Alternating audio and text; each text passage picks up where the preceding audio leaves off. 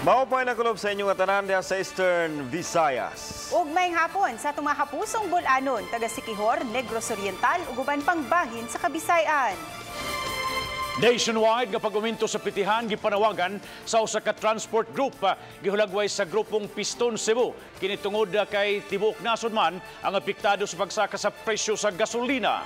Nasubo sila nga wa mahilagip ang Cebu sa pag-aprobar sa LTFRB sa 10 pesos nga minimum fare sa jeepney sa Kauluhan.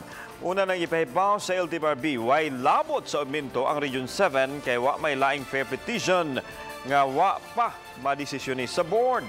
Si Joby Rosales, usa ka jeepney driver mitataw, apektado na usab kaayo ang ilang panginabukian ning padayong aumento sa krudo. Matud niya, nagkaminos gayud ihang take home gumikan niini. Kana nga kayo namo grabe na sobra gipatay na namo amo ang mga kusog. Kay kana nga oras taas na kayo na nga pagserbisyo namo tungod kay nagkagrabe na gyud ang maong amo ang matubil tungod sa kamahal na. O ang pag-approve sa Plitehan dapat dili region-region. So, kung naay pagsaka sa Kauluhan, kung naa pagsaka, i-appeal niya ang sa kanisunwide nga pagpasaka tungod wala man magkalahi ang presyo sa mga balitonon.